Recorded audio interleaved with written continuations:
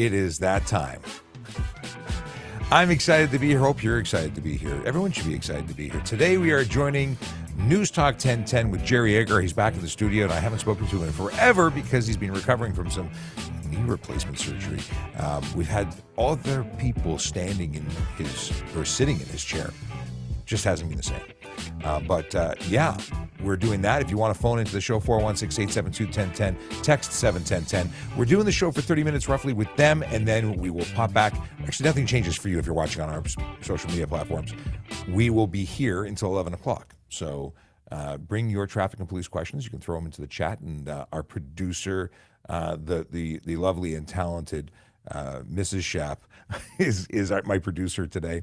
We are currently broadcasting on TikTok, YouTube, Twitch, LinkedIn, Facebook, Instagram, Twitter. We're on. Well, I got to change that icon. We're not really doing the Discord thing, but we are on Kick, which is the icon that you replace it. Anyway, in just about 2 minutes, Jerry will join us. We'll do that thing live. You're welcome to call in. If you can pass the producer's test and get a question through. But we'll obviously take questions from TikTok and everywhere else. So, yeah, that's a thing. Good morning to Roger, who comes in from TikTok. And we've got Tim Shallow, good morning, who says, good morning, Sean. We have Good Morrow coming in from Syracuse, New York today. Syracuse, New York. Chase is just all over the place. Chase is on the case, but all over the place. Yes. And then, yeah, I'm excited to be here. It is one of those things. I got a notification by email from Apple that September 12th, which is a bittersweet day because it happens to be the day that Andrew Hong was killed last year, and that's a hard day to deal with. But there's also Apple making announcements of new iPhones and technology, so I will have to use retail therapy to deal with that day and buy a new iPhone. That's probably what it is. Good morning to Inspector Gurr. Jack Gurr is coming in from LinkedIn. Good morning. Good morning. Yeah, we're doing stuff and things, talking about traffic, safety, traffic law, and police stuff. My name is Sean Shapiro. I'm a police officer with the Toronto Police Service, and this is what I do. It's what I do. It's part of Coming up, 10 seconds. Stand by. 10 seconds. Here we go.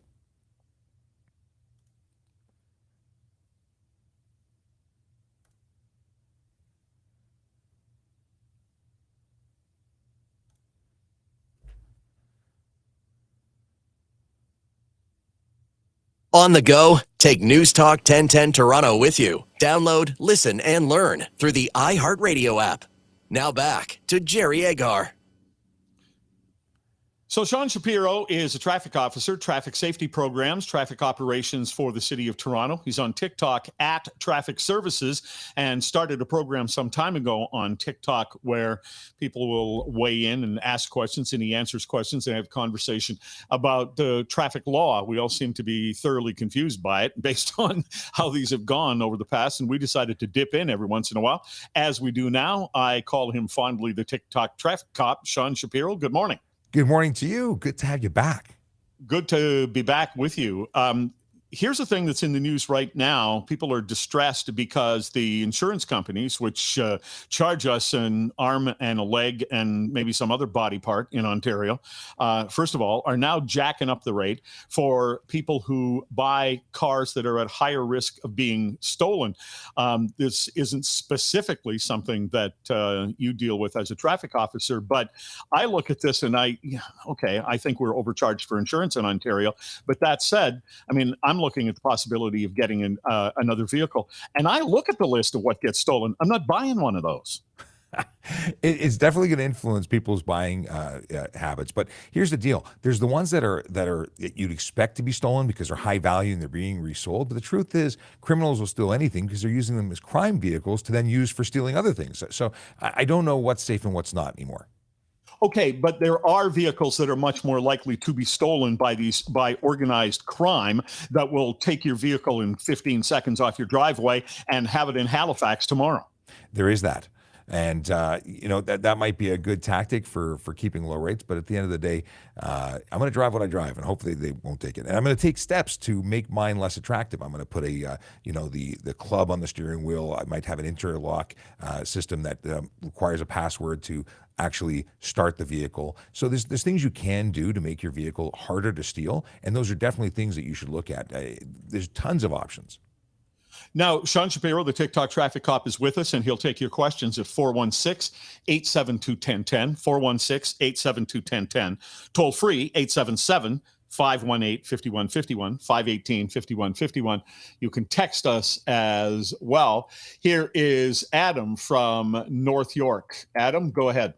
Yeah, so yesterday I received a parking ticket that I didn't see, and I hunted down the PCO, and he then retracted it because he admitted that his machine wasn't working, so he couldn't check the green P. And so then I said, okay, and he did it. Then I wanted to make a complaint. And when I went to complaints, all it is complaints for other people's parking. How do I actually make a complaint about the officer? Okay, so complaining about an individual is different than a parking complaint. You're absolutely right. That would be contacting parking and speaking to a supervisor directly. It wouldn't be an online form. I did, and then he said, you go to this site, and the site he sent me to was the parking about parking. There may have been confusion as to what they were sending you to, because very often, or most often, we're hearing people complain about parking issues as opposed to parking people. But definitely contact a supervisor. You could even contact a sergeant at a division. They'd be able to help you. Thank you very much. All right, Adam, thanks very much. Here's a question that came in by text. Is it okay to, for security purposes, is it acceptable to present a photocopy of your registration and insurance if you're pulled over and keep the originals at home? So when it comes to your plate portion or your vehicle portion of the vehicle registration, yes, a true copy, which is a copy of both sides of the document, is acceptable. Your insurance has to be either an original copy, or if your insurance provider allows you to have an app or provides an app, then that secure app is sufficient for proving insurance. That's not the same as having a photo of your pink slip. It has to be either the app or the original version. And of course, your driver's license has to be your original card. Now, I don't leave anything in my car. I don't want someone to break into my car and have my home address on it, so I choose to have everything in my wallet, and then I just have to make sure I keep my wallet with me. But whichever way you go, photocopy of your ownership will work. All right, here is Andrew from downtown. Hey, good morning. Good morning. Good morning. Go ahead. I was driving along Dundas Street East. I want to turn right down a little side street where I live, and the bicycle squeezes between me and the curb, and then starts getting road rage because I almost cut him off. And I apologized, and he went about his day. But I'm curious, who's at fault there? Is he allowed to pass me between my car and the curb if I'm turning right, or should he have stopped and let me turn, or pass me on my left-hand side? So I'm not familiar with the area. I can't visualize it. Is there a bicycle lane there at all? No, it's just one lane each way going down Dundas. So technically, if you're passing a bicycle, you have to give them a meter's worth of room. When you're making, but if they're passing you on the right, they're doing something risky. They're not specifically supposed to be doing that, although they're not prohibited from doing it either.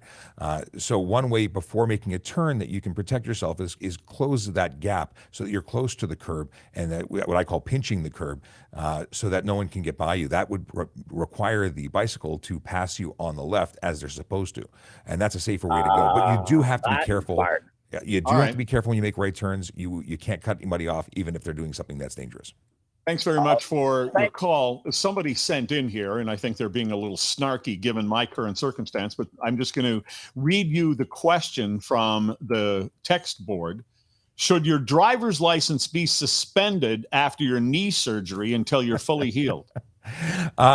So it's possible that a medical doctor could actually put in a suspension saying that you weren't capable of driving, and that would be a medical suspension that would be valid. The big question is, can you safely operate a motor vehicle? And if you can, and you're not suspended by a doctor, then you could operate a vehicle. That being said, if you were found to be incapable because something was happening, you were pulled over and investigated, and it came through that there was a problem, that could definitely not go well for you. Well, I brought this up yesterday, actually, at physio. And what the therapist said was, and the therapist knows what my situation is at the moment because they're watching me do the exercises. And my therapist said, why don't you just like drive around the neighborhood carefully for a little bit, make sure you're okay. And at some point, actually affect a sudden stop just to make sure you can slam on the brakes. Yeah. And which I thought was good advice. And whenever I mentioned the motorcycle to them, they'd like pretty much pass out. Yes. By the way, I'm selling my motorcycle. Oh, are you? Yeah, I'm taking a break from motorcycling, possibly until my kids graduate. But right. the deal is that if you can safely operate it, and you're the one to judge that at this point, because there's no suspension governing it for you, as long as you can do it safely, you're okay. All right. Here is Dave from Belleville. Dave, go ahead. Good morning. My question is, if I caught someone stealing my car in the middle of the night and I effectively neutralize the person, could I be charged? And I'm not talking about killing the person, just taking them down. So this is a complicated question because you're allowed to use force to some degree to protect your self, life of another, and so on. You can, on your own property, effect an arrest, and that was better with some training and understanding of the law, because you can arrest someone with a citizen's arrest for an indictable offense, and stealing a vehicle would qualify. The problem gets into, are you going to get hurt? Could you be hurt? If you hurt them and you go too far, are you criminally responsible for your excess use of force? And you are. So it's one of those things that I would probably suggest against doing that unless you were very capable. And I would call police and take direction from them. That's what we're here for. We respond to these calls. Yeah, but wait a minute, Sean. He doesn't have time to call the police and have a conversation while the person's in the process of stealing his property. Well, I appreciate that, but if that person turns around and stabs, shoots, injures you, you're going to have bigger problems. And that this is about stuff versus your safety. You're putting yourself in a serious problem potential where you could be seriously hurt or worse. And at that point, it was stuff that you'd be injured for. And so I wouldn't suggest engaging, but some people, that's what you do. And you have to be, again, responsible for, and you're held responsible criminally for any excess use of force. All right. Thanks for the question. Between a baseball bat and a air taser. Yeah, well, tasers are prohibited. You can't use those. You'd be charged for that. A baseball bat would be excessive use. You'd be using a weapon against someone who hasn't presented one. That would not be something you should be doing. This is why I kind of like Texas, Sean. I appreciate that too. Yeah, all right. And I do, but our laws don't support it. Yeah, I know. Coming up, we'll continue. If you got a question, give us a call on the iHeart Radio Talk Network. So that was 9:45. News Talk 1010, time saver traffic. Well, still this long-standing. I'm just. Oh, there we are, back in mute. Yeah, I wasn't ready for that. But yeah, self-defense laws are about protecting ourselves, not our stuff. And I'll give you a great example. I lived in Florida for a period of time, and I took a concealed weapons course, and that is to allow you to carry a firearm. And the instructor, who was a sheriff, talked about scenarios. Now, I'm in a room of civilians, and they are all being asked this question. Someone's stealing your car. You have a concealed weapons permit. Can you shoot them? And people are saying, yeah, absolutely. I'm going to protect. No, you can't. So even in Florida, you can't shoot the person stealing your car. So when can you shoot the person? Well, if they're being aggressive to you, if they're coming out to attack you. One example that they gave was, if you're sitting watching TV and someone walks in your front door, picks up your TV, and starts to take it, can you shoot them? In Florida, the answer is no. You can't, at least at the time that I was, maybe they've changed laws. I can't speak to the current law, but this is quite some time ago. So can you shoot them? And the answer is no. So they changed the scenario. They said, okay, the TV is now raised above the thief's head in their hands, and they're threatening to throw the TV at you. Okay, then you can shoot them. So there's very specific scenarios when force is permissible, even in the United States, which, Jerry was talking about Texas, but very different set of circumstances. If you're watching and you don't know who I am, my name is Sean Shapiro. I'm a police officer with the Toronto Police Service here in Toronto, Ontario, Canada, not Texas and not Florida. And we're talking about traffic safety, traffic law, and police stuff. We're joining Jerry Agar on News Talk 1010 live. We're currently on a commercial break, but we'll be back and we'll be taking more of your questions from either the phone or text. If you're phoning in, it's 416-872-1010. If it's text, it's 71010. And of course, I have questions that are coming in through TikTok and through Instagram, on all the platforms we're currently broadcasting in. And if Jerry says, hey, what's going on TikTok, we'll take one of those questions. And if not, we will be getting to your questions at 10 o'clock because we continue this live stream right until 11 a.m., answering your traffic and police questions because that's why we're here. It's a show that's for you to help you understand Ontario traffic laws, safety in general. And it's what I do. I'm a police officer who works in traffic. Let's have a look at who's here. Tracy, good morning. I saw your name. We've got Chowdhury has a question. Okay, I'm going to flag a couple of things that we can talk about. I guess that was Chowdhury's question there. Okay, got a bunch of questions. I'm going to flag them so we have them in the queue. Awesome. All right, we have that question is ready to go. 12 new questions here. Trump is in here. That's impressive. If someone's username is Trump, I'm assuming it's not actually President Trump, but you know. Let's see here. Vera, what does Vera want to know? Cool, we'll get to that. So Tracy's here. Is Emma here? I got to get my hellos in before we come back from break. James, good morning to you. R, Liam, Siggy, Elements, Cindy. I see all these names coming up. And of course, News Talk will probably give me a 30-second warning when we come back or before we come back so I can be ready. I was talking about this earlier before we went on air, but who's an Apple user, who's an Android user, who's watching? I want to know who's excited about the announcement coming up with Apple because I'm a techie, geeky person and I like it. So I have an Apple, but that doesn't, like I have a current iPhone, but I want like the newer one. Apparently there's going to be an iPhone Ultra coming out. That's the rumor. Calm Down wants to know what the Sunshine List is. What's Sunshine List? Coming up 20 seconds. 20 seconds, thank you. We're getting ready to go back on the air. We'll come back and talk about other stuff and things right after the segment.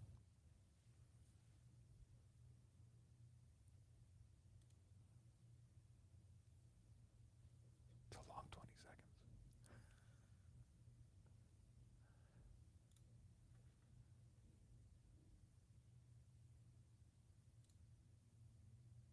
Jerry Agar continues.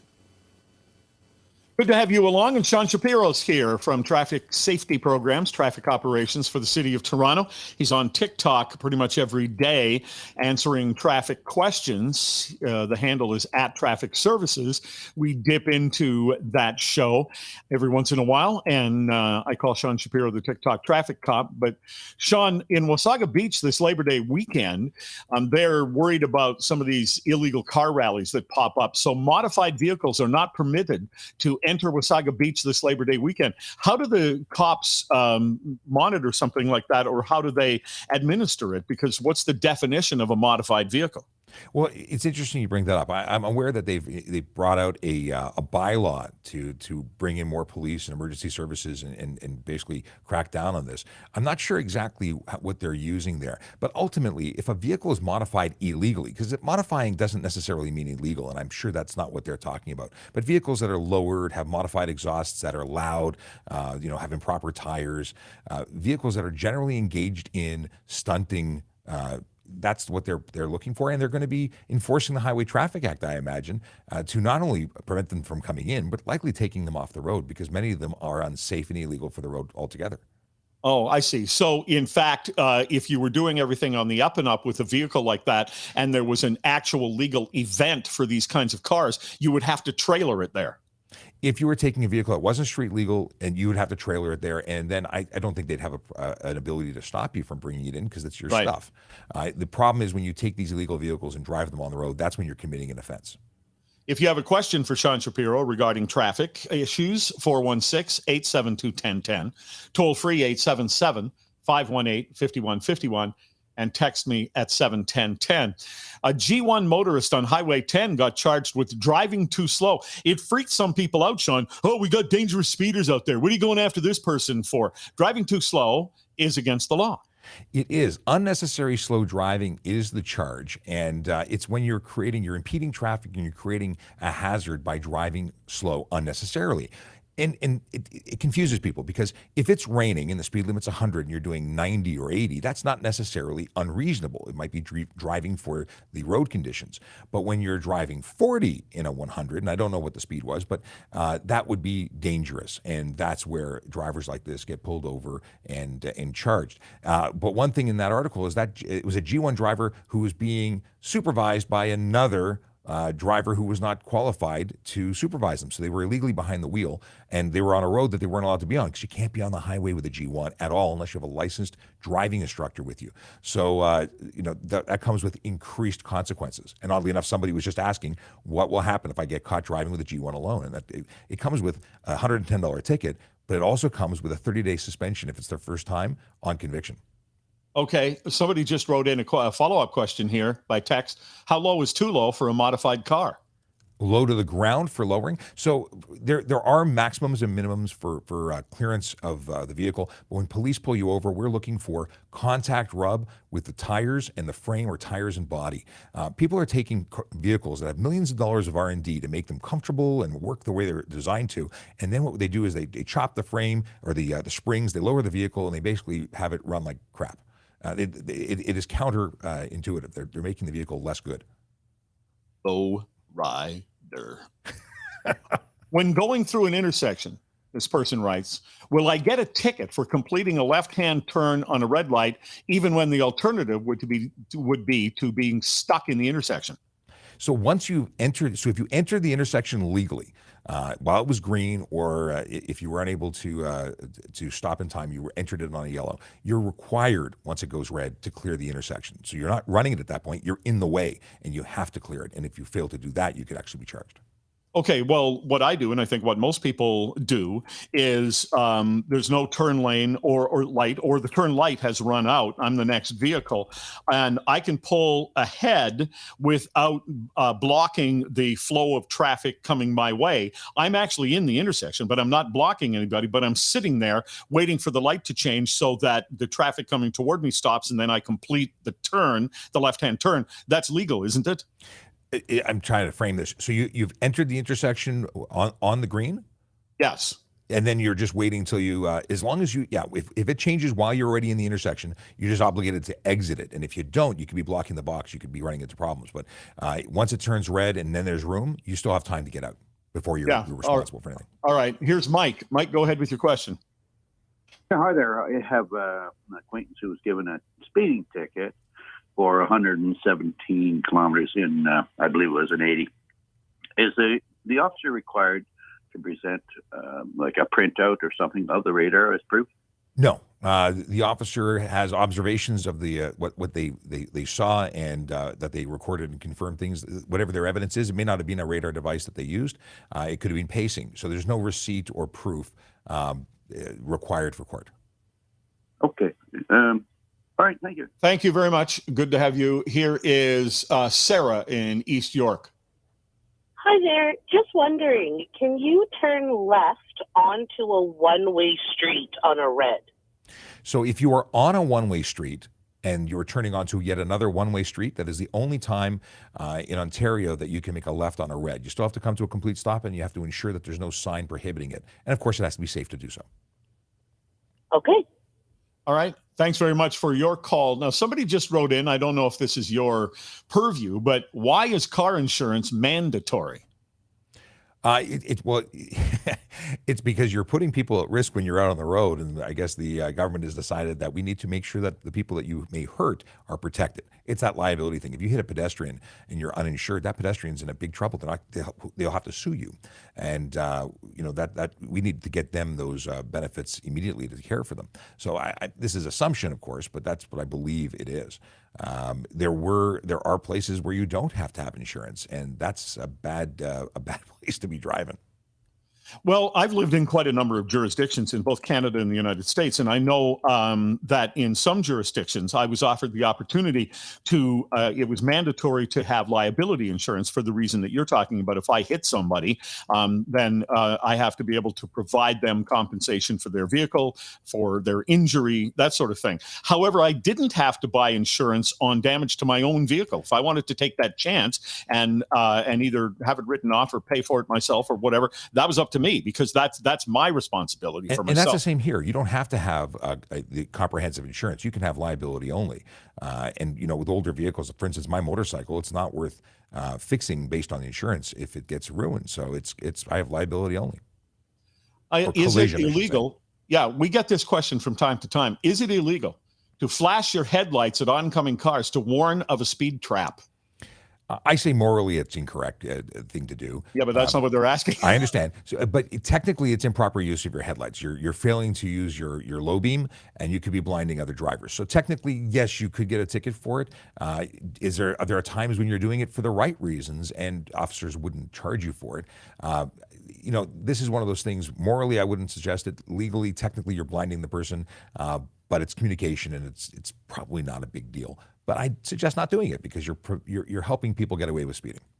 On the other hand, you're maybe slowing them down temporarily, and that's the whole discussion about radar detectors and letting people know where the police are. If you're slowing them down temporarily, it's preventing them from getting caught speeding, which then allows them to continue that negative behavior after they pass the copper, instead of getting a ticket, having that negative experience, changing their behavior possibly, or taking their license away because they finally get enough points to win the prize of a suspension. And copper is proper terminology.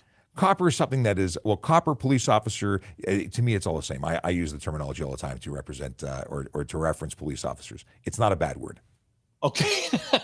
I don't have enough time to take another call, but really quickly, what's the penalty for driving without a front license plate, somebody asks? $110. You're required to display both plates, and putting it behind the front windshield doesn't count. It also becomes a projectile in a collision. I don't know what people's allergy to making holes in their bumper or mounting license plates in the front is. It just doesn't look cool. All right. So you're going to continue now on TikTok? Right till 11 o'clock. You can watch us on all platforms. If you go to trafficcop.ca, you can get us everywhere, including YouTube. Trafficcop.ca. Thanks very much, Sean. This is the iHeartRadio Talk Network. Always a pleasure. Take care. Okay. It's always exciting. It's always a good time. And it's nice to have Jerry back. I mean, I enjoyed speaking with everybody else while he was away, but he's back. So it's exciting when he's back. All right. There I can put my regular banner up. So we're currently broadcasting on TikTok, YouTube, Twitch, LinkedIn, Facebook, Instagram, Kick, and the platform formerly known as Twitter. Yes. And we're here straight till 11 o'clock. And now I can get into stuff and things that I need to talk about outside of what Jerry wants to talk about. The deal is that we are taking your questions, and we'll do that right till 11. But after 11 o'clock, we will stop taking questions. I'll do my best to clear out all the backlog of questions that will no doubt pile up. If you're watching on Twitter, I can't get your questions. So please go to trafficcop.ca. You can then click on the link for YouTube to this very live stream, and you'll be able to join. If you're watching on Instagram and you want a widescreen version, do the same thing, because Instagram is just a tiny window on a cell phone, separate than this nice wide-angle view. One day, I predict that Instagram will finally wake up and give me access to the RTMP stream, and that will allow me to have the same feed everywhere. But until that time, we're stuck with what we're stuck with. If you are interested in catching episodes after the fact, you can catch them on YouTube. The archive of all of our episodes for the last couple of years is there, along with, actually not along with, but you can also use Spotify or Apple Podcasts or all of the podcasting apps, and you can listen and in some cases watch the video of our previous episodes, because I try and put them up every day. Now, Vision Zero Enforcement Team, that's what I want to talk to you about. That is a group of officers that go out every day and change driver behavior one ticket at a time. They do important work, because tickets matter. Tickets are the best way to change driver behavior. We do this education thing, but when it doesn't work, education through enforcement is what we rely on next. Now, the big four, what do they focus on? Yeah, speeding, aggressive driving, distracted driving, and impaired driving. And those are the behaviors that drivers choose to engage in that lead to serious injury and death on our roads. We know it. There's possibility that other stuff is too, but those are the highest representations. That's the deal. Today, they are in 23 Division and 43 Division, Rexdale, Jamestown, Martin Grove, Bendale, Woburn, Highland Creek, West Hill, Guildwood. Those are neighborhoods where real people live, work, and play and deserve to be safe. And again, these guys and girls and people, and they do amazing work. They write a lot of tickets. And it's not because they're fabricating offenses. These are people choosing to engage in this stuff every day. All right. Can a cop take my license and send me a ticket in the mail instead of handing it in my hand? Yes. It's not mail we'd serve you. We wouldn't mail it to you. Parking tickets, they can mail you, I believe. But when it comes to tickets, we'd have somebody serve you. So if it wasn't us, it would be a summons server or a police officer from another jurisdiction. More often than not, we're going to issue to you right then and there. But we can issue a ticket after the fact, whether it be ourselves or another person serving you. Interesting. There's a case that made media, got a lot of media attention once upon a time, and that is if you, the off-duty police officer was passed or something happened that was unsafe, he pulled up to the driver and said, "I'm going to come see you at your house." And he did. He served them. Next question. When driving through a red light camera and it turns yellow and you go through, will you get a ticket? So to be clear, it is a intersection displaying a yellow signal and you go through, will you get a ticket? And the answer is no. A red light camera will only get you if you enter the intersection when it's already red. In fact, it tells you like to the millisecond how long it's been red before you went through. That's why it's a red light camera. It's not a yellow camera or a yellow light camera. However, a police officer seeing you go through a yellow or amber light can issue you a ticket because an amber light means stop unless it's unsafe to do so. And if you were at the point where the yellow light was just turning to red, chances are you should have stopped. That would be my suggestion. You should have stopped because a stale yellow is there's no excuse for it. It's been yellow long enough that you should have engaged your brakes safely and come to a nice stop. Yes. All right. What are the laws around concealed carry in Canada? Who can and who can't? Concealed carry for firearms? You can't. Like police officers.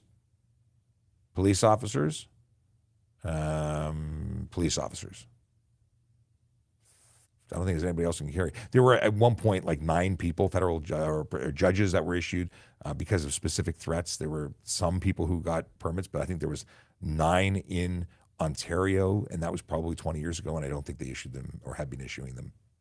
So concealed carry isn't a thing here. Can general public attend the Apple events in person? I have no idea, but I will be watching electronically.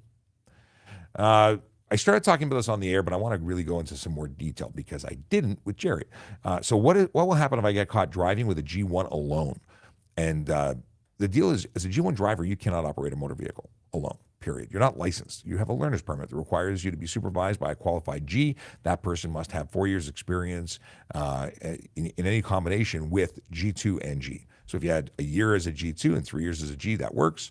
But you need to have the freckles on your license, your driver's license. And thanks to Michael, by the way, for creating that wonderful terminology. Freckles, I love it. That's what the 4 dots vertically arranged to the left of your mini-me photo, which is in the bottom right-hand corner of your driver's license. That is the clear indicator that you are a qualified supervisor. If you don't have it, don't drive because you may not actually be qualified. Because if you're suspended at any time, that time doesn't count for your 4 years. So rather than guessing that you're qualified, make sure you know, because the person you're supervising, they're going to get a ticket and suspensions, but I'll talk about that after I take a sip. So, on conviction of the $110 ticket, you also get a 30-day suspension on your first conviction of driving G1 unaccompanied. Now, somebody wants to call me, and I'm not going to answer. If you are convicted a second time of the same offense, you get a 90-day suspension. If you're convicted a third time for the same offense, you are kicked out of the graduated licensing program, and all that time you spent, 8 months, 9 months towards getting your G2, gone. You lose all money towards the licensing program and all time and experience. Start again at 0. You have to reapply. In addition, the person who lent you the vehicle or allowed you to drive in contravention of your condition gets a ticket under the Highway Traffic Act. If they say, I never said, I didn't let them drive, they took the keys without my permission, take vehicle without consent, and it's a criminal charge. So this could spiral into not such great stuff for you very quickly. All right. I pressed the button and I pressed the wrong button. So here we go. I got a parking ticket, but plate number has one wrong number. What should I do? Were you the person? Was it you who was there? Was it the correct? You can choose to fight anything. However, that may not be a fatal flaw because there's photos. They take photos when they take, tickets now, and there's likely supporting evidence that would allow the justice of the peace to amend the ticket there. It might be a fatal flaw, may not. It's entirely up to you. If you believe you've got a reason to get out of that ticket based on that error, you can try your luck. But it is one of those things that if you knew you parked illegally, my preference and suggestion would be pay the ticket. Don't waste the court's time. It's taxpayer money you are wasting for your, by challenging it. And that's a technicality. That's not you were innocent. It wasn't you and you got it in the mail. That's what I'm getting from your question. That you were there, but there was a boo-boo. But follow up with them and see what they say. You have the right to challenge things. I like PC and Android. Yes, Akela is a PC and Android person. It might be one of the very few people I still talk to, despite them not being an Apple user. I'm kidding, of course. I'm not really kidding. I don't understand Android. I dislike it. I was issued an Android device when I first got a connected phone, and I subconsciously started leaving it places, like at home. I hated it. I'm just an Apple guy. What can I say? What is a quick way to check tire depth? This is tread depth. I'm unsure if I need to replace mine. Look for wear bars. That is a really easy way without getting a tool. There are tools. There are there's companies give it away for free. Let's see here. Tire wear bar. Let me get you a picture to show you what a wear bar looks like. Boom, boom, boom. What is a good example? Can I see it in this picture? All right, here we go. Tire wear bar. This is Google. Thanks to Google for sharing this with me. These are wear bars. Can I zoom in for you? That's useless. I wanted to, there we go, bigger. Is it not showing, why is it not showing bigger for you? I see it bigger on my screen. Well, that's useless. Okay. Escape. Where's my undo? Junk. All right. Those bars where the arrows are wear bars, and those are basically an indicator that when you've hit that, you've gone way, way beyond what you should. But they're an indicator to give you an idea when it's getting close. If it's bald, if they're matching, you're absolutely at the unsafe. Here's a picture that says, shows a Lincoln penny where if it's touching the head, you're good. I guess that's what they're suggesting there. In any case, you can get at most retailers a tread depth gauge, and they'll show you safe ranges. But take it to a tire shop. They'll tell you need new tires every time. I'm kidding. There's honest tire shops. Okay. But if you're questioning whether and how about this? How long have you had those tires? Chances are you're good for if it's like what's the mileage? Like they go stale. After a period of time, they're too old. They actually get brittle. They're not good to keep forever. Even if you have low mileage, if it's just been sitting in storage for 20 years, that's not good. Tires are things you change. Right? They're consumable. They are consumable. Why don't the police perform an MAS test in the car? Sorry, what is it? Why don't police perform a mandatory alcohol screening test in the car, but always seem to do it outside? Every single time that I do a test, it is with the driver not behind the wheel of a car. I have them get out. I have them come in front of the dash or the hood of my car on camera. I want everything recorded. That's one of the reasons. There's multiple reasons for it. I want observations. I want to be, I want to see if they're steady on their feet. I'm making observations that go in addition to the results of the machine. But also, I don't want them to, in the car with the ability to run away if things go bad. What is this? Highway 10 is max 80. Many places, one lane in each direction. Most drivers want to drive 95 plus. Yeah, people like to speed. If I'm gonna do the speed limit wherever I go, one lane or not, and they can choose to pass me. And that's up to them. I'm not going to speed because people want to speed or want me to speed, but that's me. 80 is the speed limit. I do 80. What is this? Explain to drivers how far back the cyclist needs to be to pinch the curb. You obviously have to be there. There has to be no cyclist there. You can't cut off the cyclist to pinch the curb. You have to be safely but you still are responsible for ensuring there's nobody behind or beside. But there's no specific cyclist needs to be X number of feet behind you. They're still responsible for engaging traffic safely, and they're passing on the right. They're doing something that is inherently unsafe. So you need to be able to ensure you're not cutting off the cyclist. Can you explain when you are legally? What is this? Can you explain when you are legally in an intersection, i.e., front wheels past the crosswalk? So essentially, when you're if you've passed the stop bar or you've entered the crosswalk, you're in the intersection. You've already passed the point of no return and have to get out of that intersection. So if that is, it depends on the intersection's design, but the average intersection, once you've passed the stop bar, you're in the intersection. You've stopped at the wrong place already. Subbug says hello there, hello back. Okay, question is. What is this one? I was at no fault. An officer declared it, but a year later I got mail from lawyer against me. So this is a good opportunity to chat about lawyers and stuff and things.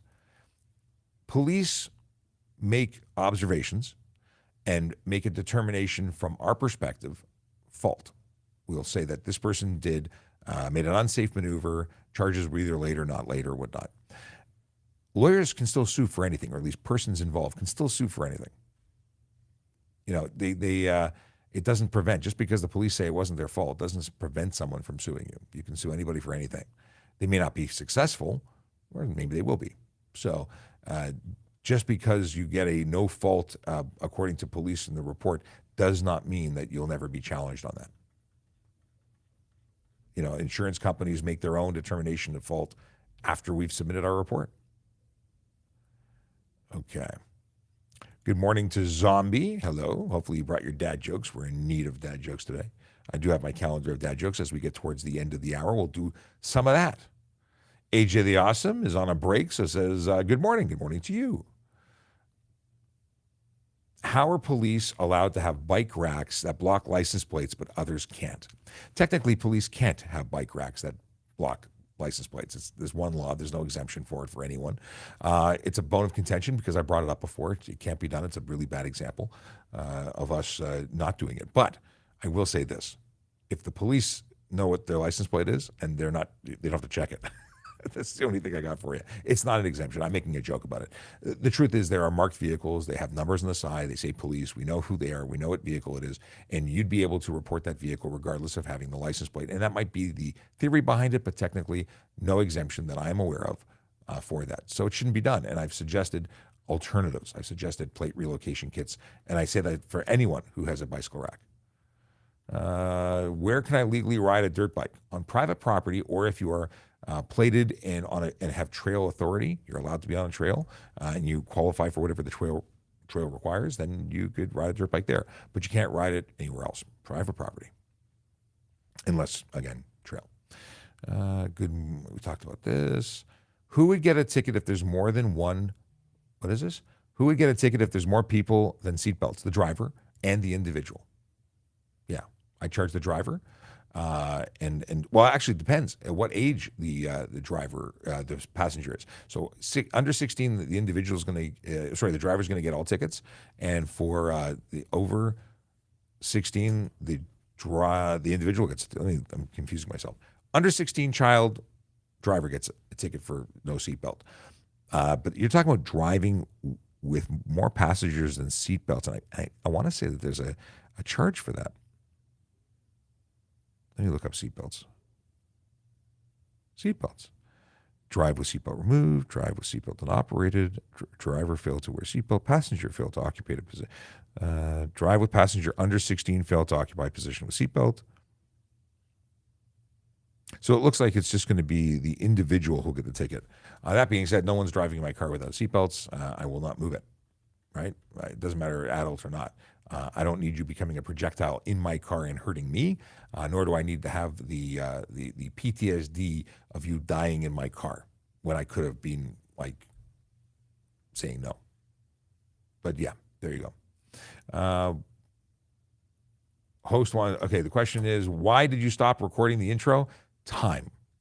It's something that it's a nice to have. I'd like to do it. I will do it again, I'm sure.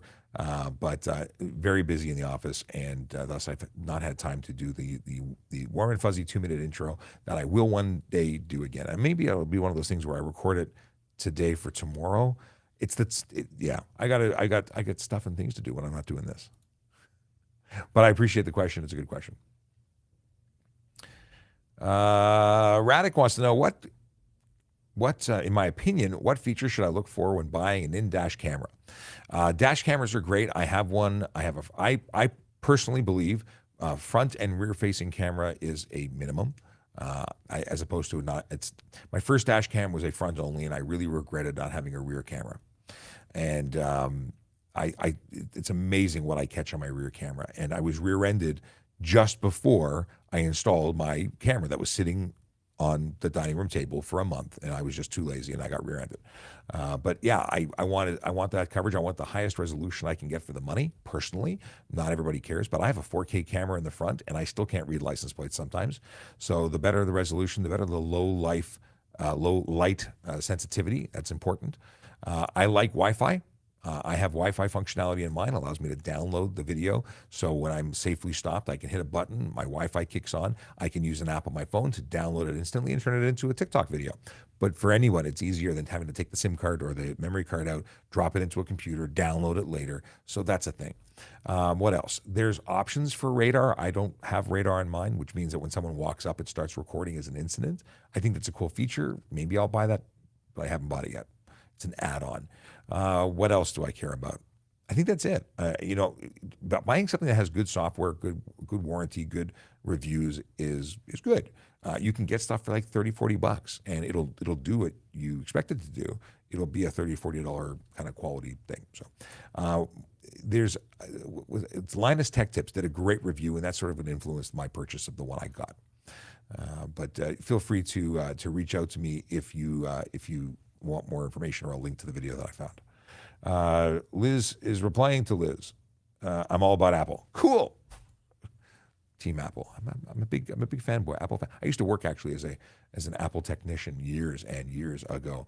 I'm talking about System 6. Okay, I've been using since high school. No, I've been using, my first computer was an Apple II Plus, and I still have my Apple IIe at home. Which I will never part with. I think it's the coolest thing ever. Even if I never turn it on again, it's going to be in the background of whatever studio I set up at home permanently. Just saying. What would happen if I get stopped with a 70cc scooter when I'm 14? You're going to get charged with bad things. You're 14, so you're not licensed to drive a motor vehicle. A 70cc scooter is a motor vehicle, so you're going to get charged. And if it's not insured for the road, which I'm assuming it wouldn't be, you're going to get charged, or the owner of the vehicle who let you do it is going to be charged for a offense that carries a $5,000 to $25,000 fine and up to 6 months in jail. Don't do it. It's so silly to drive, and we're talking about Ontario. I don't know what the laws are concerning 70cc scooters elsewhere, but here it's a motor vehicle, which means it's the same as a car or motorcycle, and you have to have insurance. It has to have a license plate. You have to be licensed and insured, you have to be 16 to operate a motor vehicle in this province. Can you get in an Uber without a car seat? If not, should they provide one, or do I? You cannot get into an Uber. There's no exemption for children to be transported in an Uber without a child passenger safety restraint. Now, it just so happens that today I'm recording a podcast at noon. I don't think we're going to do it live, but we're going to record a podcast at noon with Erin, a friend of mine, not Erin Urquhart, a different Erin. She is a CPST, child passenger safety technician. She installs car seats. She has an incredibly tragic story, which we'll share in the podcast. And she told this story recently at a child safety seat summit, and And I don't think there was a dry eye in the room because it involves tragedy. People died, and her life was changed forever. Do not get into a car with a child that needs a passenger seat, a safety seat, without one. Now, taxis and buses are exempt. It doesn't mean they're safe. Ubers are not exempt, and it's still not safe, and the driver can be charged. And yeah, so tune into the podcast. It's TPS Traffic Jam. It'll probably be edited and be ready to go the Friday. So if you're interested in child passenger safety because you love your children, listen to the story that Aaron has to share. Okay. Don't get into Ubers for those children. I don't know if I said it enough. Yeah. Zombies is an Android. Oh, that's okay. We can still be friends because you have good dad jokes. Is there any laws on the height of a CB antenna on my car? I am not aware of any rules or laws about CB antenna heights. I wish I could tell you, but I don't actually know. But there's a place called Radio World in Toronto, south side of Steeles near the 400. They do, that's their thing. They're all about amateur radios, and that's where I would go if I was buying one. And they sell antennas, and I think I need a new antenna for my CB if I actually take it out of the box. I bought one like 20 years ago. It's still in the box. Realistic. Back when Radio Shack was a thing. There's different types of, there's whip antennas, and then there are antennas that have coils that allow it to be shorter but still have the effective length of anyway. I'm not a radio guy that knows everything about them. They are radio people who know everything about them. Where do I check the status of challenging ticket? Contact the courts, depending on what court you're contacting. If it's City of Toronto, if you go to toronto.ca, I think it is, go there and you can make contact with courts.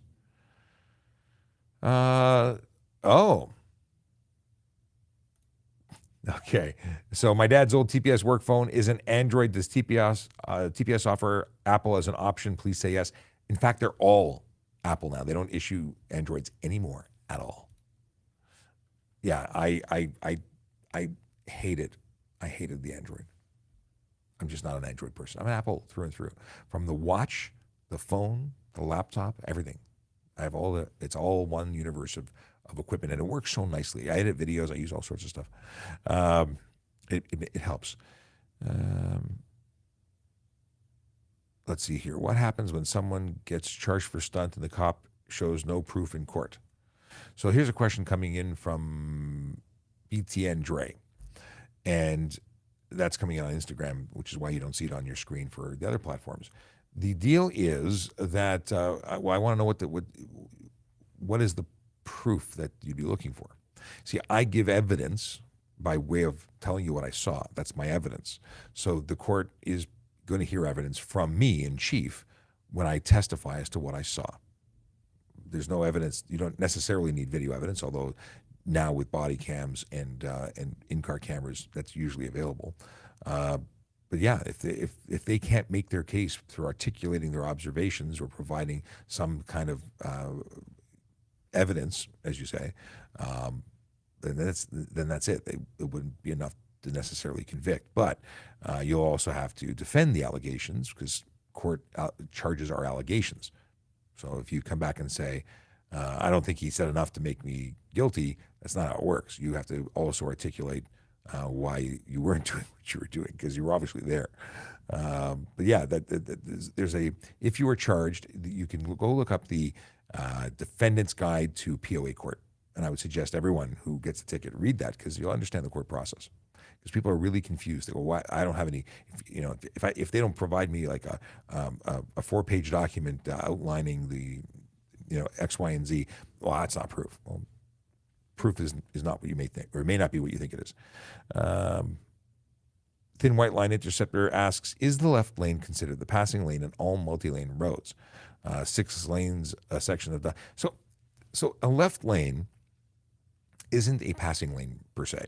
It is what we call the passing lane, but the fact is that you should be staying to the right if you are not, if you're going slower traffic to the right. That's just the rules everywhere. Passing lane, fast lane, that's what we call it, but it's not an actual legal title.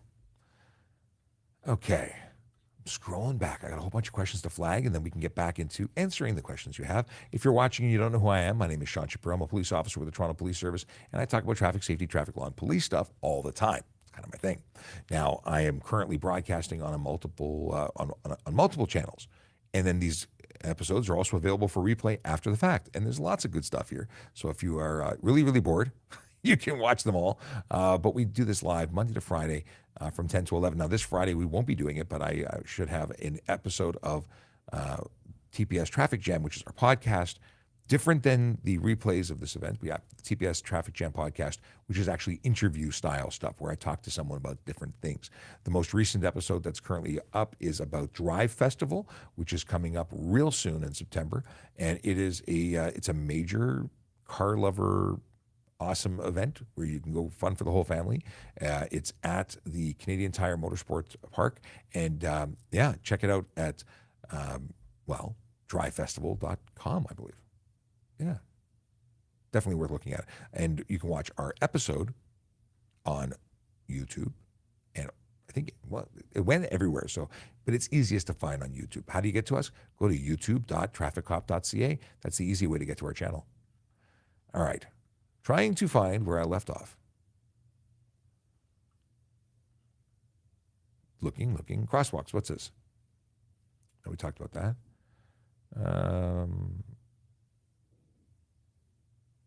All right. Here's one that I missed. It's Dr. Nick, who really gets upset if we miss questions. Is it reasonable to speed a little if you're in the middle lane between two huge semis? Why do you have to speed? Why can't you slow down and let the semis go off ahead? You're never permitted to speed, and I can't give you permission to speed because it's not legal to speed. The only people who can exceed the posted speed limit are, in fact, police, fire, and ambulance, and there are very specific reasons when fire and ambulance can do it, and there's a wider, essentially, police can do it any time in the lawful execution of their duties for a lawful purpose, not to get pizza, because sometimes you really need pizza, but that's not a reason to speed. All right. I really missed that one. Holy moly. Now what do we have here? Michael says, good day. Good day, Michael.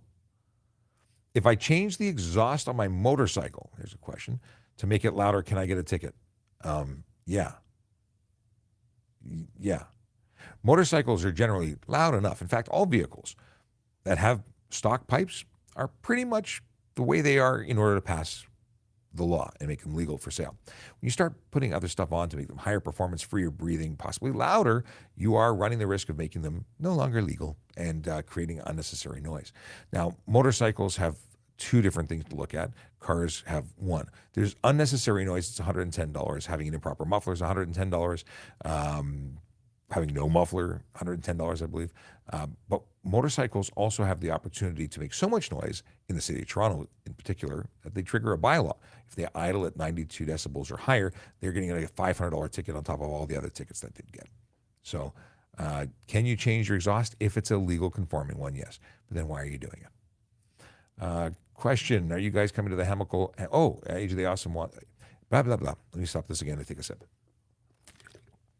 Question. Are you guys coming to the Hamilton Comic Con September 23rd, 24th, or to Fan Expo next year? I'm going to both. So I don't believe, and I've not heard anything about going to the Hamilton Comic Con, although I think it would be awesome because it's my understanding that my friends from Chips will be there. I think that's why. Did I read that right? Hang on. Let's find out if Larry's going there. I think he is. And if he is, I'm going to go say hello.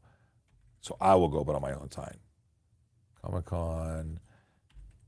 I think Eric Estrada and, Eric Estrada and Larry Wilcox will be at the Hamilton Comic-Con, which means I have to go because I met these guys in the States and I got to follow up with them and say hello again because how could I not when they're this close?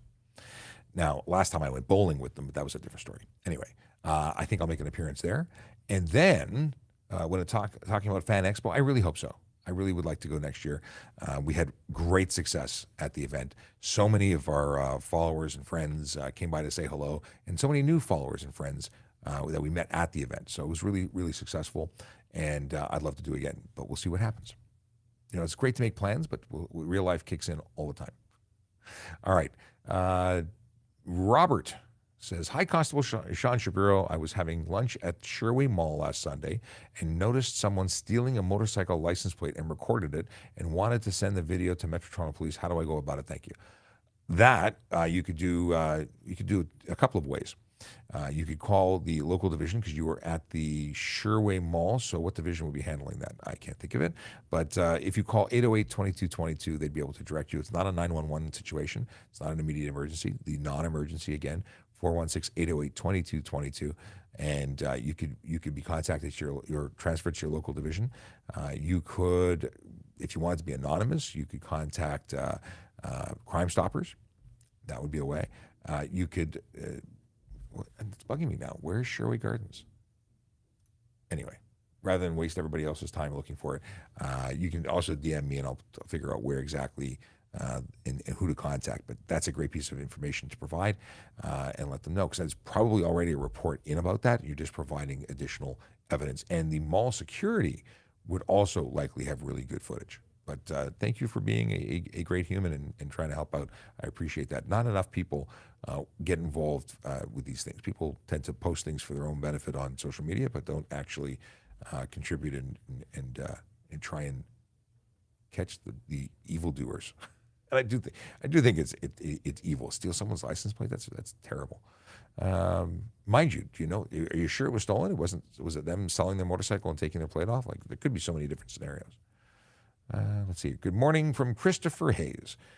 Do drivers have to yield to pedestrians at school crossings when there's no crossing guard there? I have a different answer from different police officers. Okay. If a pedestrian is in the crosswalk, if it's a intersection crosswalk, a pedestrian legally in the intersection has the right of way. Once they're there legally, they have the right of way. Now, if you're already midway through your turn or driving through the intersection, they can't step out in front of you. That's they have a responsibility as well. But if they're on the road, you have to yield. You have to wait. Now, if there's no crossing guard present, as soon as they pass your half of the road, where you're no longer interfering with them, you can proceed. However, if there is a crossing guard present, you must wait until all pedestrians are completely off the road. If it's a pedestrian crossover, which is different than a crosswalk at an intersection, it doesn't matter if there's a pedestrian or a crossing guard present or not, you cannot move until all pedestrians are off the road. So pedestrian crossover, slightly more rules than the intersection. If it's never okay to speed and 98% of drivers exceed the speed limit, why not ticket everyone? Thank you. I think we should ticket everyone. I think there should be zero tolerance for speeding. However, it is not humanly possible. We don't have enough resources to do it. And we don't have photo radar on the highway. I'd love photo radar on the highway.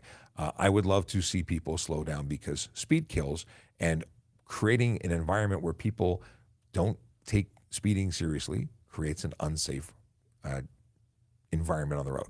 Simple as that. We would love for people to actually care about traffic safety on their own without the threat of consequences.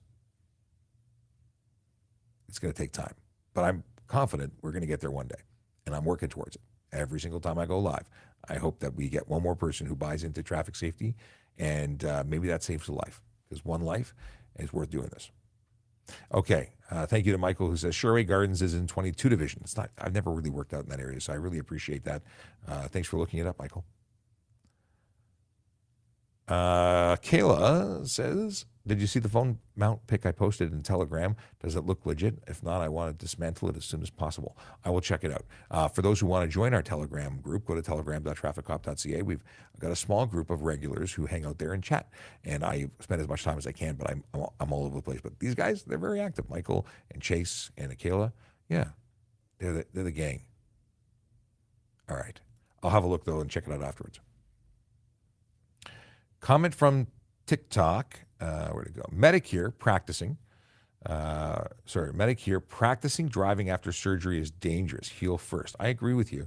That if you're not, and that's the big thing, if you're not capable of driving safely, don't drive. It's not something to test it out. Jerry's physiotherapist said, test it out. In a closed environment, maybe, but I think you're good to know whether you can do it. Like, you don't have to be driving to try pressing the brakes hard. You can do that without the vehicle even moving. Is blinker needed for turning right into climbing lane before a dotted white line, or just what? Is blinker needed for turning right into climbing lane? I think you mean passing lane before dotted white line, or just you're signaling the movement of your vehicle is always required if it could affect the movement of any other vehicle or person on the road. So that's like all the time, because truly the only time that you wouldn't need to signal is if no one else was there, and if no one else was there, there'd be no one to write you the ticket or no one to affect. But why create a maybe I'll do it this time environment? Why not just signal all the time? So much easier. Creating good habits. If you do it right always, you do it right always. Less chance, at least, of not doing it. Is a school crossing, what is this? Is a school crossing with no guard present considered a PXO? No. Pedestrian crossover. Okay, so going back to here, what is a pedestrian crossover? Let's give you the visuals. So a pedestrian crossover is one that doesn't include an intersection. That's usually the difference. Pedestrian Toronto. Pedestrian crossovers. Let's show you what these look like.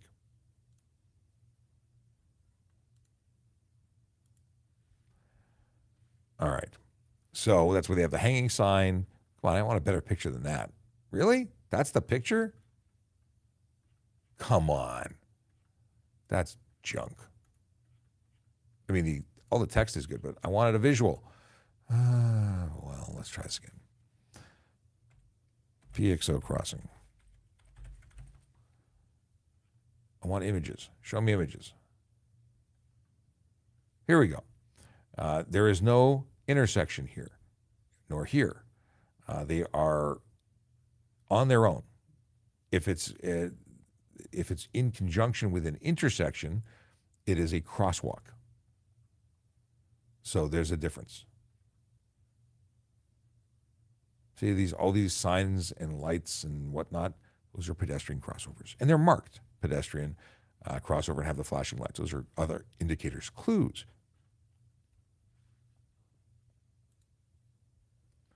And then when when crossing guards are present, crosswalks are treated like crossovers. Okay, what's the question? What's this question? Do you pull over for an emergency vehicle coming the opposite way if there is a concrete median? I got that message. Thanks, Mrs. Shap. Let's see here. So if there's a divided highway by way of a median or grassy knoll or whatnot, that's a divided highway. Then you do not have to pull over for emergency vehicles traveling on the other side of that median. It's only if it's an undivided highway, painted line down the center, that those vehicles would have the opportunity of entering your space. And then so no line, no median, everybody stops. If there's a median, it's a divided highway, then the only you pull over for vehicles coming up behind you. You're not required to stop for oncoming for vehicles on the other side. But be aware, if they're on the same side coming into your lane, pull over for them because they're in your space. Because it may have been a situation where it was undivided up ahead, now they're on your side. So obviously it depends on the situation, but that's the general rule. Okay, apparently I've missed some questions, so I want to scroll back and see what I can find. Talked about this, talked about that.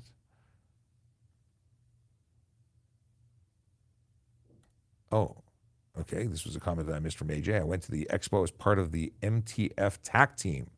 I wanted to see you guys, but forgot. What's the MTF TAC team? Because I don't know. Okay, Michael's... So I said Dr. Nick gets mad when I don't answer them in order I miss them. He says, I don't get mad. I just like the show going smooth and everything getting answered. You're absolutely right. I appreciate you, man. And I was just poking fun. I was. Let's see here. No kidding. Chase has episodes from last January downloaded to listen on the road. That's awesome. Driving our viewership up. Okay. Okay, what is this? You said,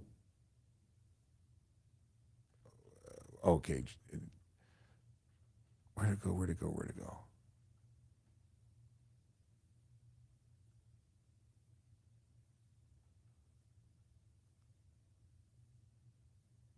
used to use, okay, we're talking about that. Helmet law. Here's one. Smoking, there's another one. Okay, I found the ones that I missed.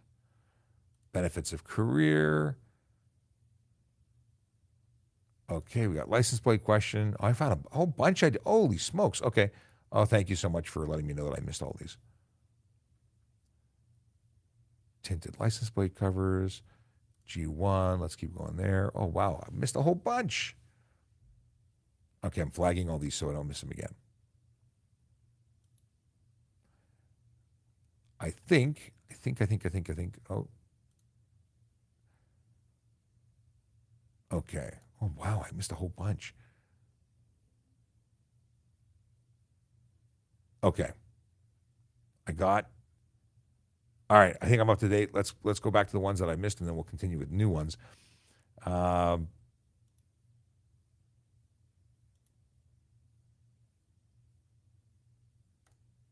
Okay. Sean seems to use an application on phone to look up legislation and fines, not e-laws. Is this app available to the public? Yes, it is. The one I use requires a subscription, but it is entirely available to all. And it's available, the one I'm using is called Shield Basic Ontario. And it doesn't just pull up traffic laws, it's everything. I mean, Aggregate Resources Act, Canada Evidence Act, Canley Case Law, Cannabis Act. It's alphabetical, by the way. Charter of Rights and Freedoms, Child, Youth and Service. It's everything here. Criminal Code, Highway Traffic Act, Police Services Act, Public Lands Act. I've skipped a bunch of them. Safe Streets Act, Smoke Free Ontario Act. It's all there. And you can do it. And then, of course, it's got this great calculator for determining how much your ticket's going to be based on the wheel of justice speed calculator. Yeah, that's the thing. Fantastic. I think it's like $10 a year. I buy it 3 years at a time. I use them, and they're worthy of subscription because they do good work. That's how I look at it. Question: is it allowed to go over the posted speed limit when driving a passing lane, which I come across every day? No, we talked about that earlier, but that it is not legal ever to go faster. Smoking, is smoking considered distracted driving? Not in Ontario. I can't speak for other provinces. I understand drinking water in some provinces is distracted driving. Makes no sense to me. Smoking is illegal if you have passengers under the age of 16 in the car. You can be charged for that. But if your smoking was somehow preventing you from safely operating your motor vehicle, maybe you dropped the cigarette in your lap and you're trying to put out the fire that you've just created, smoking bad. But that could be careless driving, or would be careless driving. Can you tell me the benefits of a police career? Tell me the benefits of a police, aside from rewarding work.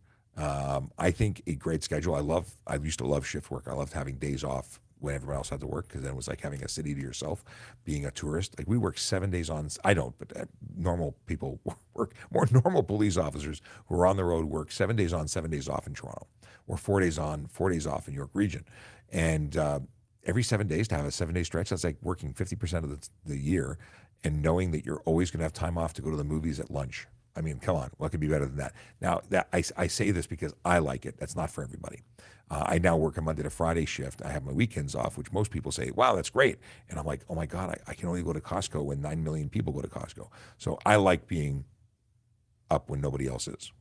When it comes to other benefits, there's actually great pay and great benefits, and pension and health coverage and life insurance. There's tons of great stuff. But that's benefits on top of the fact that the job is amazing and it's rewarding work, because you get to help people every day. That's really the reward. And if you're doing it for all the benefits and not the actual work thing, well, then it's the wrong reason. Don't be a cop because you get paid well. Don't be a cop because you get your teeth cleaned. Okay.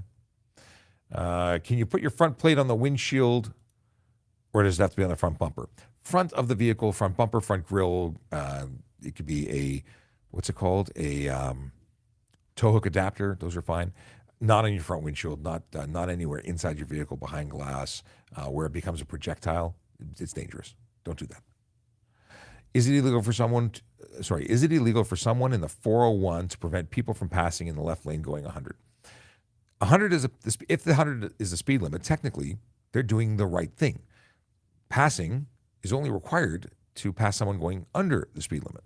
So this is where myself and many other police officers disagree, because the argument for ticketing someone who's a left lane camper who's doing the speed limit is because speeders are creating an unsafe, or the person following the law at 100 is creating an unsafe environment for speeders who are breaking the law to pass them on the right and be unsafe. And I agree that because they're there, the speeder who's breaking the law now, in order to continue speeding, passes on the right. I will always charge the speeder. Always. I would not charge that person, me personally, because I have a beef with people who choose to speed, not with people who follow the law. So that's me personally. But if we want to be outside of my personal beliefs and say that the safest place for someone who's doing the speed limit is in the right lane, because that's where the slowest traffic is going to be, then yeah, stay to the right, because OPP and some police officers will write you a ticket for doing that, for doing the speed limit. Just saying. So unnecessary slow driving is a charge, and slower traffic not staying to the right. But the wording is such that it says the normal traffic speed. Like if you read the law about staying out of the left lane, it's about the normal traffic, and speeding is not normal because it's not legal. So anyway, we can go circular about this all the time. I have a problem with speeders because speed kills. Where can I ride my 6,000-watt e-bike? On your private property, unless you can get it qualified as a motor vehicle for the purposes of street use, and then you can get it plated and insured and all that jazz. But a 6,000-kilowatt e-bike is a motorcycle, so it's not an e-bike at all. E-bikes cannot have more than 500 watts of motor, cannot be capable of going over 32 kilometers an hour on a flat surface. Your 6,000 kilowatt e-bike will get you thousands and thousands and thousands of dollars of fines. And we're seeing that more and more. Finally, more officers are getting educated. We're talking about things on a regular, all about the ins and outs. And yeah, don't expect to get away with it. People have been getting away with it for a long time. We've been seeing motorcycles masked as e-bikes on our roads, and people doing 60, 80, 100 kilometers on them. They're clearly motorcycles. Tinted license plate cover, legal or not? No license plate cover is legal. In fact, license plate frames aren't legal. You can't put anything on your plate.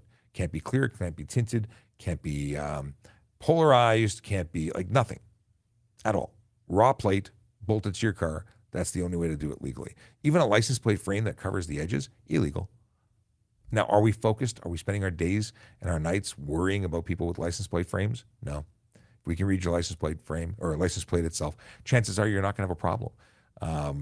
That doesn't make it legal. It just means that you're not the priority of our enforcement. We are looking for people who are engaged in the big four: speeding, aggressive driving, distracted driving, impaired driving. That's where we spend our time. But don't think that you will never get a ticket for it. You're absolutely eligible, and it would be lawful and right to give you a ticket for anything on your license plate. John Carter. Can a G1 driver drive on Highway 11 near North Bay heading towards Barrie, even with speeds higher than 80 kilometers an hour? Let me know. So if you go to the handbook, if you look online, you will actually see that there are a number of exemptions for speeds or highways that exceed the speed limit permitted, because they're the only roads in and out of certain communities. So roads exempt G1. So let's see here. Yeah, I have a link to this. If you go to trafficcop.ca, and I'll show you where it is in a moment. But I have the driver's handbook available at the click of a button. So where is it? Licensing, applying for a license. Okay. You must not drive on a 400 series highway with a posted speed limit over 80 kilometers an hour. Also, you must not drive on certain high-speed roads, including the QEW, DVP, and Gardner Expressway in the Greater Toronto Area, the EC Row Expressway in Windsor, the Conestoga Parkway in Kitchener-Waterloo. However, if your accompanying driver is a driving instructor, you may drive on any road. Instructor, not mom, dad, cousin, unless they're an actual licensed driver. Oh, I thought there was the actual exemption list here, too. There is a list. Come on.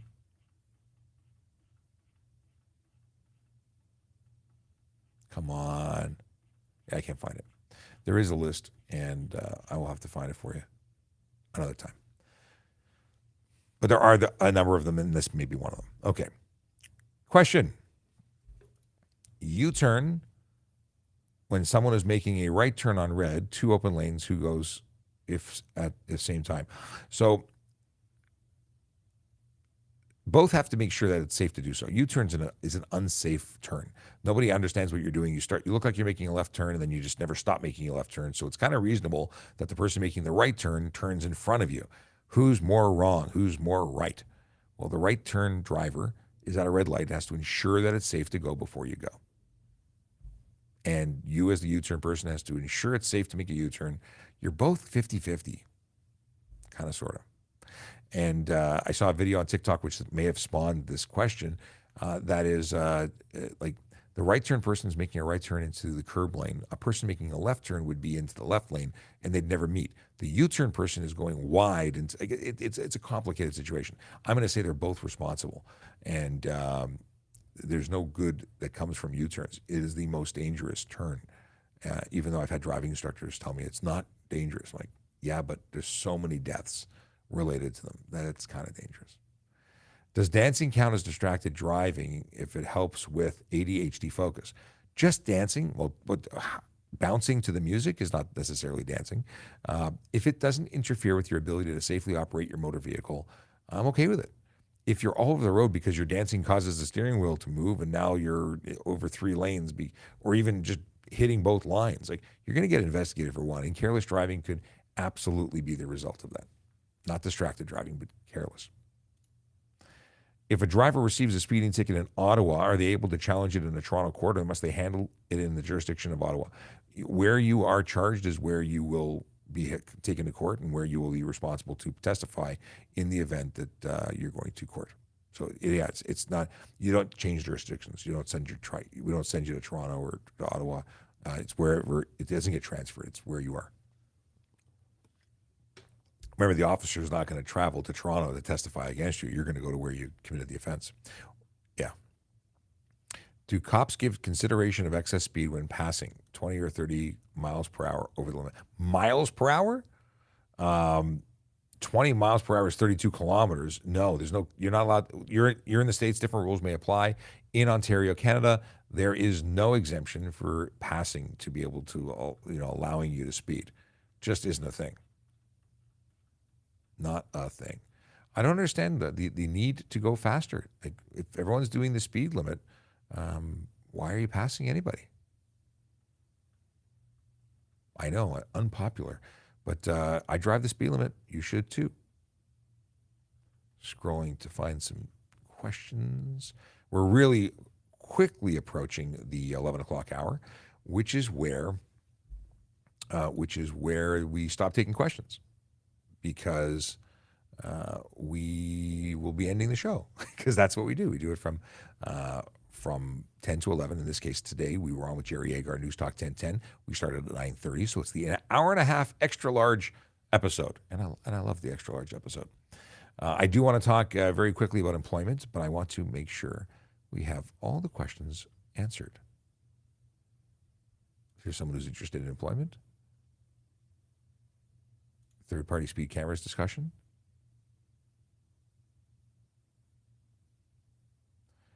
Yeah, we're talking about license plates from out of state.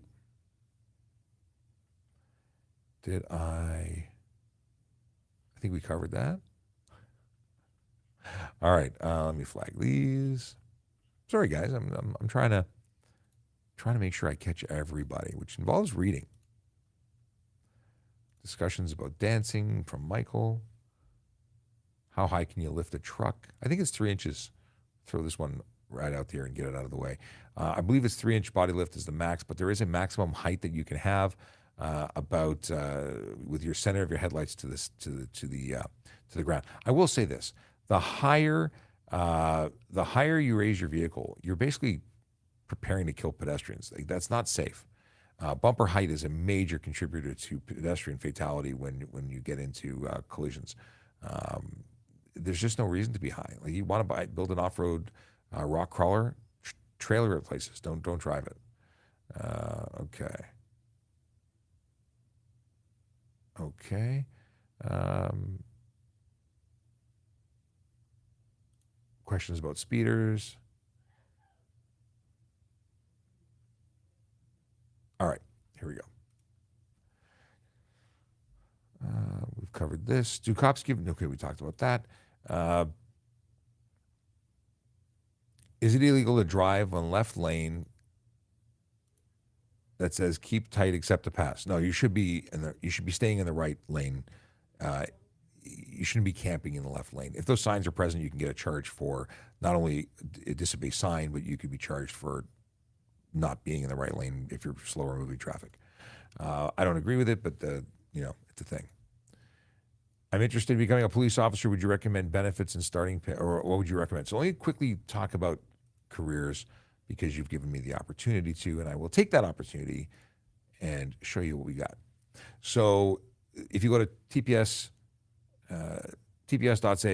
let me put it on screen, tps.ca/careers, you can get to this page, smiling people. You want to know about Police Constable in particular, press the button, go to it, and you can scroll down and see all of it. So it talks about the benefits, the requirements, the shift schedule, what you're going to be doing once you become a police officer. It talks about salary and benefits. So when you are hired as a cadet, you start at $67,680. When you graduate, you get your badge, you go out onto the road, you do 10 weeks after you've graduated college, you go 10 weeks of coach officer training, you're at $75,218. Third class constable, so basically a year and a bit later, you're at 85.9, then 96.7, 107,456 is first class constable. That's after if you've passed all the stages, you would be elevated to that. There's the benefits I was talking about earlier: family, healthcare, dental, vision, hearing, pay direct pharmaceutical, life insurance, paid vacation, fitness facilities, access to the police credit union. I didn't know that was a special thing, but okay. Pension plan, employee family assistance, and parental leave. Yeah. All everything you ever wanted to know about policing. Now, there's other jobs. You don't have to become a police officer if you don't want to, but there's other ways to work for the service and serve your community. Special constable, parking enforcement, communications operator. You can also join as a civilian. Everything stopped. Those others closed. Communications operator is a current position. No, it's not. Apparently, it's not there. That's confusing. In any case, we are here, and we're going to go back to answering more of your questions because that's how I roll. 1 minute to go, so no more questions after 11 o'clock, but I will work to get all the questions that are in the queue out of the queue. Talked about this already. Okay. Do you think third-party speed cameras would work? Third-party means not us, not the government, not the city. I have an issue that you might, if you put it to a third party, you incentivize, they get paid for what they produce. I assume. I don't actually know, but I've heard stories of companies in Alberta that put it in really like locate them in really transitional areas, so from high speed to low speed. I think that's dirty pool, but I think they should be everywhere, but not in specific places where you're guaranteed to get someone who's just accelerating to meet the speed limit. So I don't like the idea of third-party private companies, but I like the idea of government taking care of it because I think that's their job. Okay, question from Chase. I know you said tickets are shared between here and New York and Michigan too. Can you actually see all of the info attached to an American license plate and driver's license? Yes, we can look up everything. We can look up things all over the place. We share information openly amongst police services and states in Canada, and we can even look up Interpol. Like we have access to this information. All right, that was a comment made me laugh from Michael about Dance Dance Revolution while driving. That would be a problem. My G1 expires in October. I'm going for my G2 in the first week. If I fail, do I have to retake my G1? Don't fail. No, you know what? I don't know how that works. I've been told that you can possibly get an extension under certain circumstances. The best people to talk to are drivetest.ca, and you could probably retest and extend. I don't know exactly how that works. G2, you can retest your G2 and extend and pay again, and that's a different thing. I don't want to forget dad jokes. No, we won't forget dad jokes. We talked about this. talked about that. How high can a truck be lifted? Hoister crane can lift. That's funny. Okay. I have a friend who drives 109 and a 90 and has passed police officers on the highway without tickets. Maybe the officer... Oh, someone wants to call me now. And I declined their call. Yeah, so 90 or 19 over may not be at the threshold for that particular officer. 20 might be. 30 might be. Doesn't make it legal. Still not legal. And back to messages.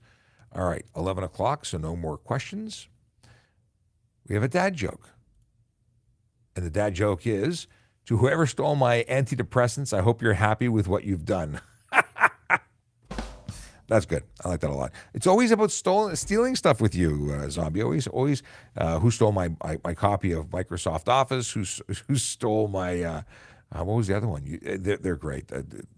You've got great dad jokes. What's your source? I want to know. You got good writers. People don't like bending over to get their drinks. We need to raise the bar. That actually wasn't bad. How well did I hang up that picture? I nailed it. That's not bad either. What do you call it when Batman... Oh, okay, it's a bit of a groaner. What do you call it when Batman skips church? Christian Bale.